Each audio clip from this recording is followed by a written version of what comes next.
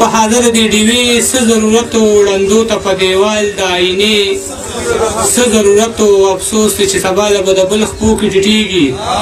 ورک دي شیدې سر ته د شملې څه ضرورت و افسوس دی چې سبا له به د بل خپو کې ټیټېږي ورک دي شیدې سر ته د شملې څه ضرورت و د خپلې بېوسۍ نه مې بلها کرکه پیدا شوه خانجي وي ستا بچي ته د بستې څه ضرورت و د خپلې بېوسۍ نه مې بلها کرکه پیدا شوه خانجي وي ستا بچي ته د بستې څه ضرورت و سهار چې په جرګه کې د غریب غوښو ته ناست یې ملک صاحب تهجدو ته د شپې څه ضرورت و سهار چې په جرګه کې د غریب غوښو ته ناست یې ملک صاحب تهجدو ته د شپې څه ضرورت و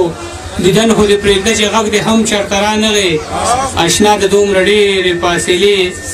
څه ضرورت و دیدن خو دې پرېږده چې غږ دې هم چېرته رانغی اشنا د دومره ډېرې فاصلې څه ضرورت و خاجي شوې خو د خپل منافقت نه منې نه شوې ظالمه ستا طواف ته د کعبې څه ضرورت و ناچا چې قتل کړی دی همدله سزا ورکه ملک صاحب نو په دې کې د سورې څه ضرورت و دا چا چې قتل کړی هم دله سزا ورکه ملک صاحب نو په دې کې د سورې څه ضرورت و سهار نه تر ماښامه د عجیز په انتظار و چې نه راتلې اشنا نو د وادې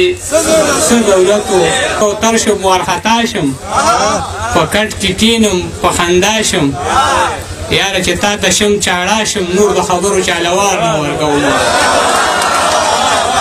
دومره په ګڼ تعداد کې خلک ولاړ دي دغه څو شعرونه نیاز خان له ستاسو غوښتنه ده چا مسلمان ورته د خپل زړه انتها ویښې دی چا مسلمان ورته د خپل زړه انتها ویښې دی د یو غریب په دروازه کې چا ګلاب ویښې دی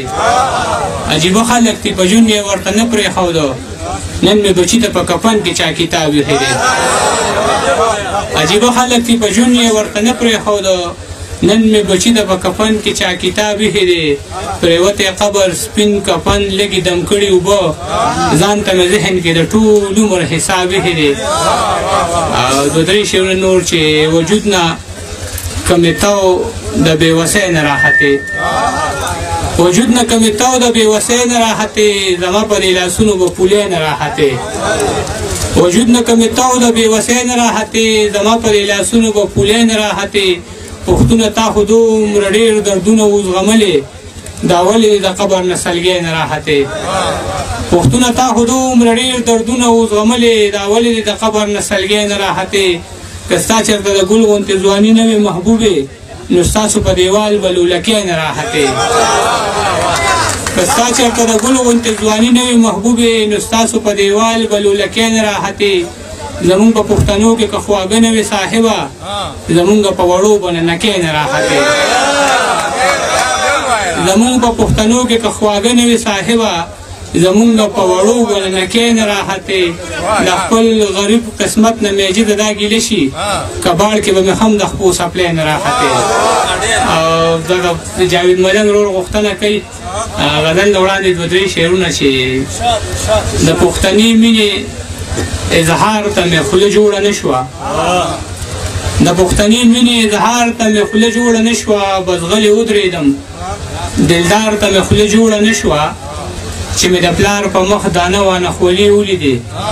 پیزار مې نه و خو پیزار ته مې خوله جوړه نه شوه چې مې د پلار په مخ دانه وانه خولې ولیدې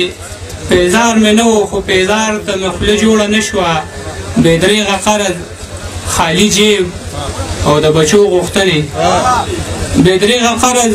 خالي جیب او د بچو غوښتنې د اختر شپه و دوکاندار ته مې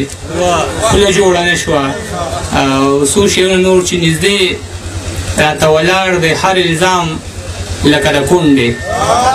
نږدې راته ولاړ دی هر الزام لکه د کونډې تېرېږي مې د ژوند هر یو ماښام لکه د کونډې لالې خفه نه شي زه په کړس خاندلی نه شم په ما باندې نظر د ټول قام لکه د کونډې لالې خفه نه شي زه په کړس خاندلی نه شم په ما باندې نظر د ټول قام لکه د کونډې رانجه بنګړي پیزوان مې دې تنور ته غورځولې رانجه بنګړي پیزوان مې دې تنور ته غورځولې د حسن نه مې اهلم انتقام لکه د کونډې زما د راتلو څوک دی او د چا لارو ته ګورم په پورې ورسلګی وهم مدام لکه د کونډې زما د راتلو څوک دی او د چا لارو ته ګورم په پورې ورسلګی وهم مدام لکه د کونډې عجز یم د خپلې زندګۍ په هر پړاو کومه د هر چا سره ناکام لکه د کونډې تاته خو داسې په وړومبي ځل ملاقات کې ښکاري سواد په جنت کې دی جنت راته په سواد کې ښکاري ډېره زیاته مننه د عابد ملنګ جاوید ملنګ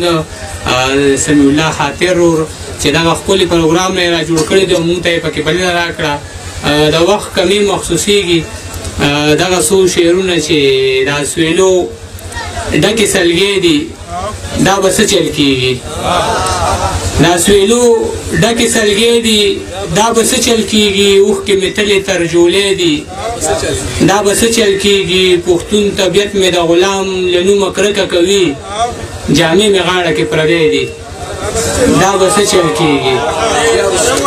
پښتون طبیعت مې د غلام د نوم نه کرکه کوي جامې مې غاړه کې پردی دي